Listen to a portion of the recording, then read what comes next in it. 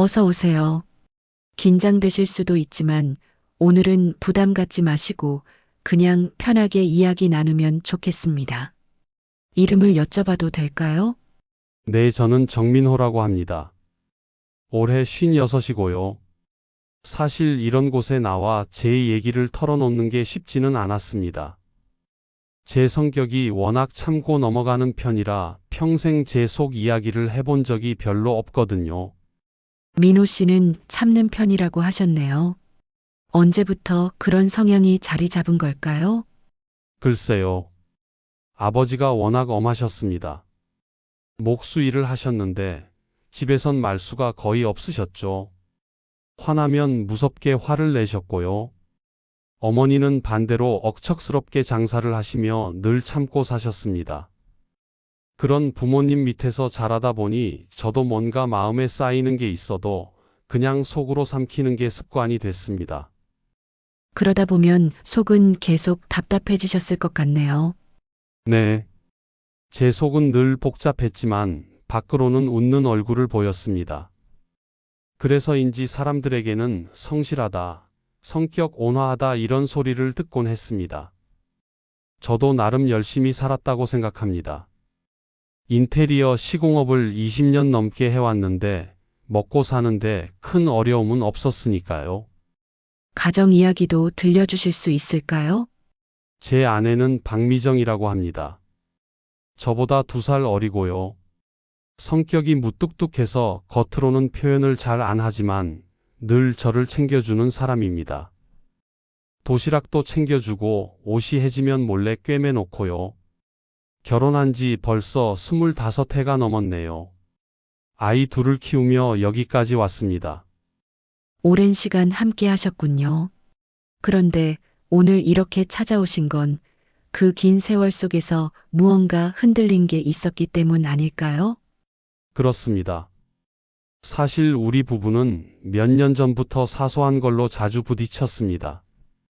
설거지 좀 해라는 아내 말에 제가 발끈하고 제가 늦게 들어오면 아내는 차갑게 굴고 작은 일로 티격태격하는 날이 잦아졌습니다. 예전 같으면 그냥 웃고 넘어갔을 텐데 이제는 서로 예민해져서 참기 힘든 순간이 많아졌습니다.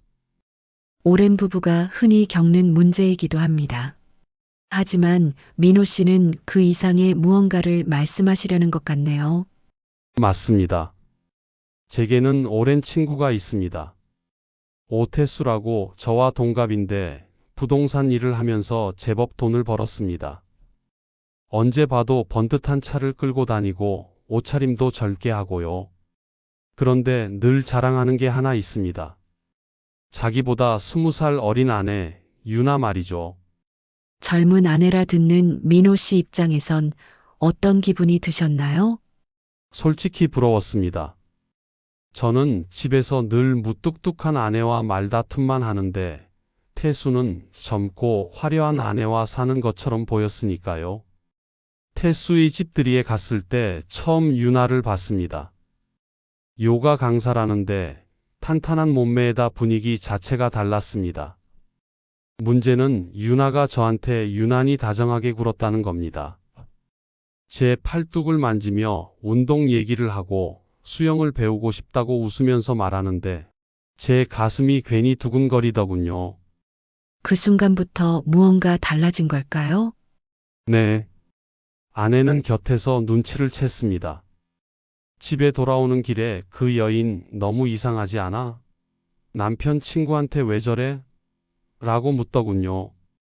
전 그냥 대수롭지 않게 넘겼지만 사실은 하루 종일 유나의 눈빛과 말투가 머릿속을 떠나지 않았습니다. 그게 마음속 균열의 시작이었군요.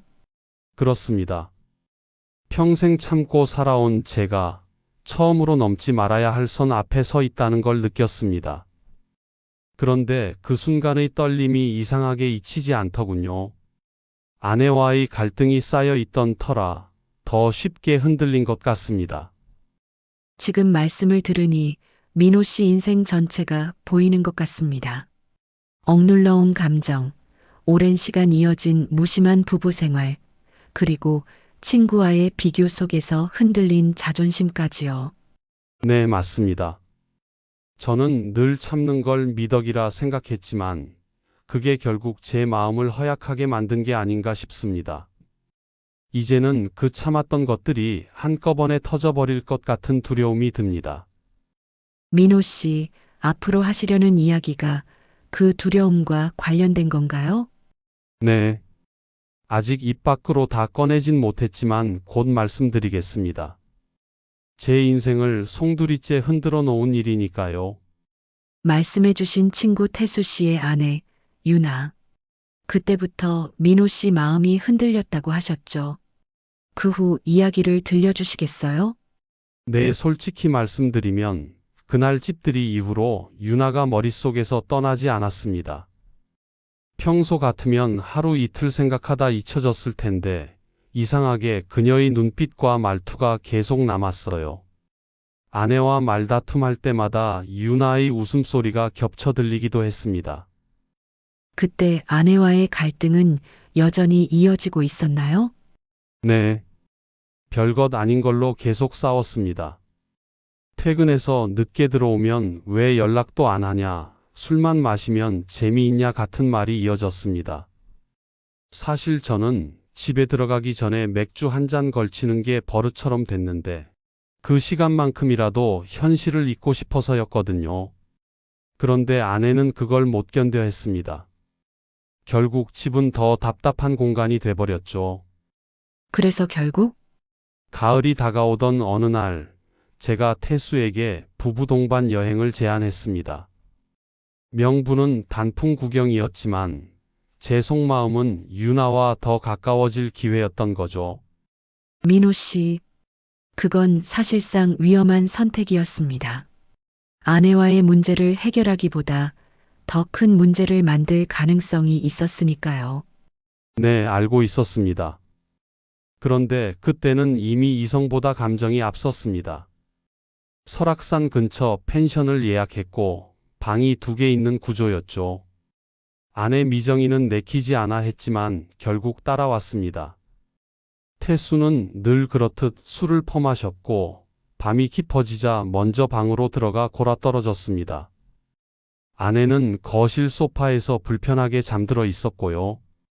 그리고 그때 무슨 일이 있었군요. 맞습니다. 새벽에 방문이 열리더니 누군가 제 침대에 다가왔습니다. 처음엔 아내인 줄 알았습니다. 그런데 향기부터 달랐습니다. 오랜만에 느껴보는 달콤한 향수 냄새, 그리고 너무도 적극적인 손길. 정신이 아득해질 정도였습니다. 그 순간 저는 선을 넘고 말았습니다. 스탠드를 켜기 전까진 아내라 믿었는데 불빛 아래 드러난 건 유나였습니다. 민호 씨, 그건 명백한 잘못된 행동이었습니다. 아내와 친구 모두에게 깊은 상처가 될 수 있는 일이었어요. 압니다. 그런데 이상하게도 죄책감만큼이나 강렬한 쾌감이 남았습니다. 다음 날 유나는 마치 아무 일도 없었던 듯 태수를 챙기며 평온하게 행동했습니다. 그런데 저에게 커피를 건네며 손이 스칠 때 속삭이듯 어제 좋았어요 라고 말했죠. 그 순간 머리가 하얘졌습니다. 그 말을 들으니 더 흔들리셨겠군요. 네. 처음엔 이건 한 번의 실수로 끝내자고 다짐했습니다. 그런데 유나가 먼저 연락을 해왔습니다. 태수와 함께 찍은 단체 카톡방에서 슬쩍 제게 개인 톡을 보내온 겁니다. 오빠, 그날 기억나요? 저 혼자만의 착각 아니죠? 라면서요.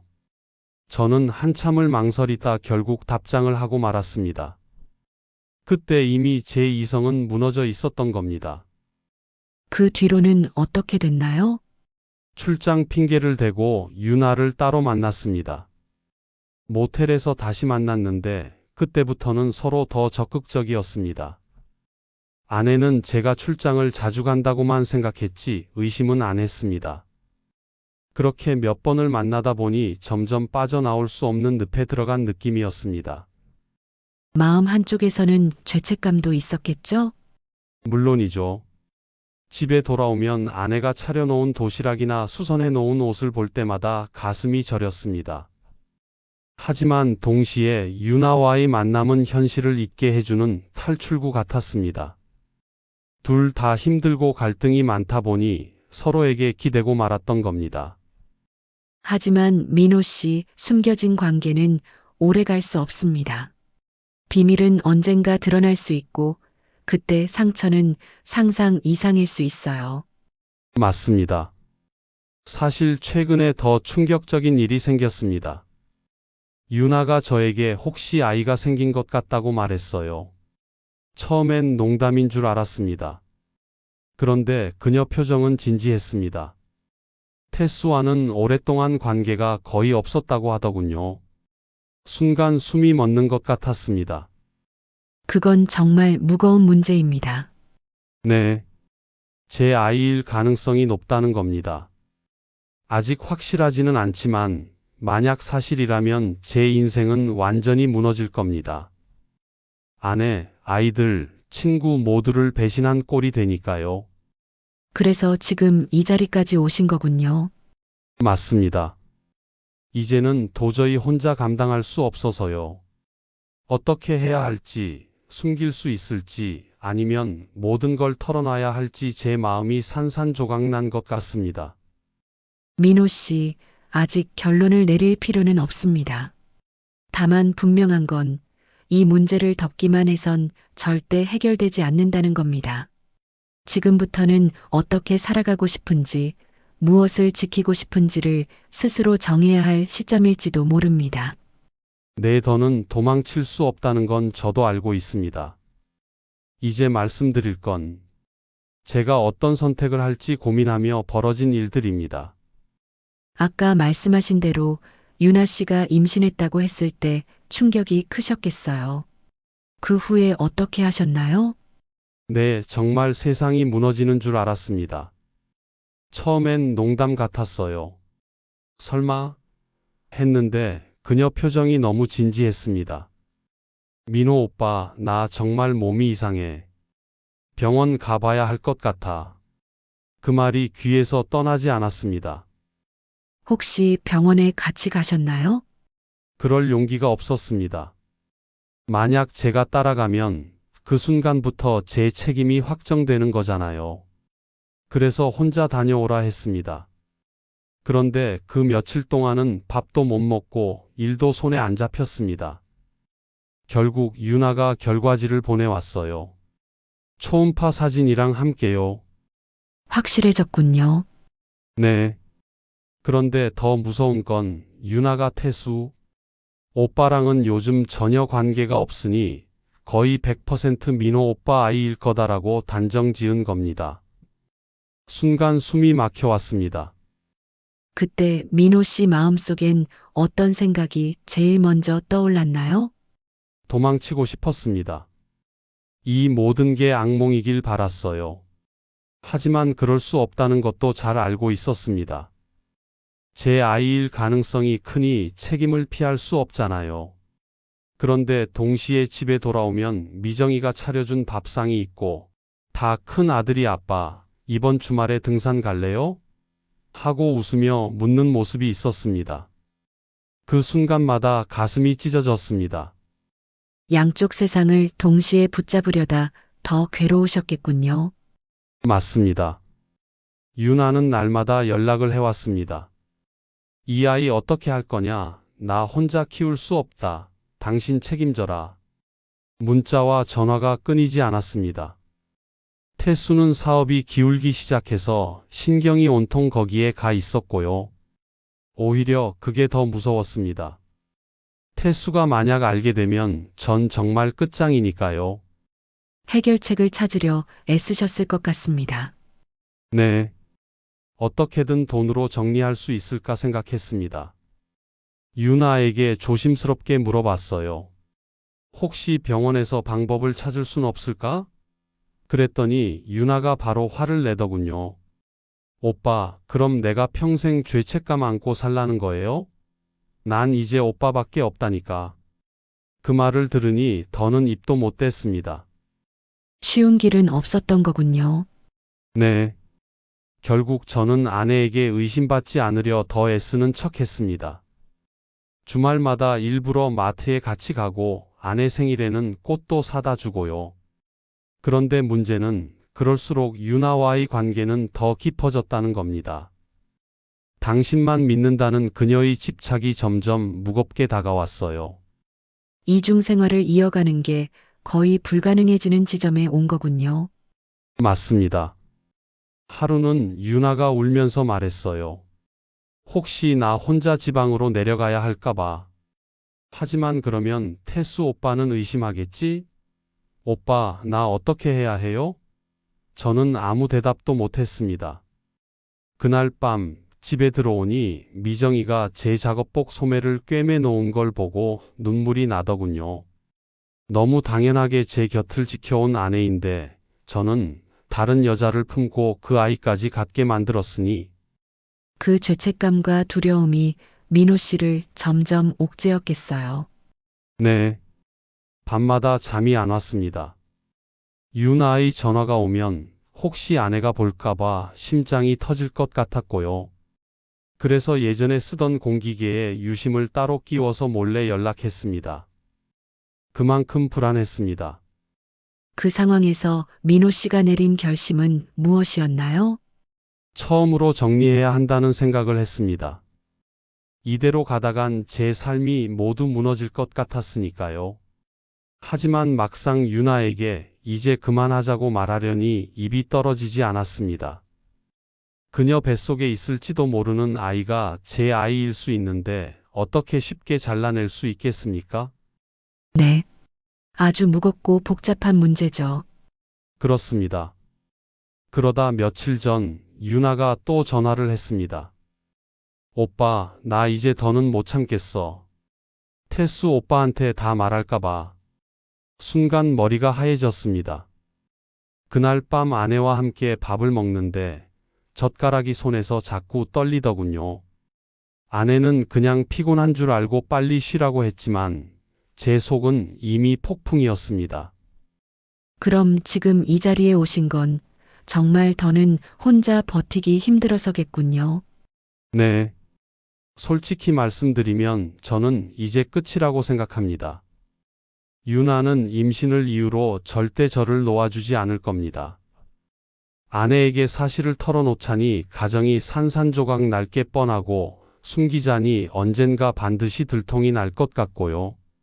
민호 씨, 저는 지금 당장 답을 드릴 순 없습니다. 하지만 분명한 건 이 상황을 계속 숨기려만 한다면 오히려 더 큰 위험이 닥친다는 겁니다. 네, 압니다. 그래서 이제는 도망치지 않고 제 인생에서 진짜 지키고 싶은 게 뭔지 정해야 할 때가 온 것 같습니다. 그 깨달음이 어쩌면 중요한 첫걸음일 수 있어요. 아직 갈 길은 멉니다.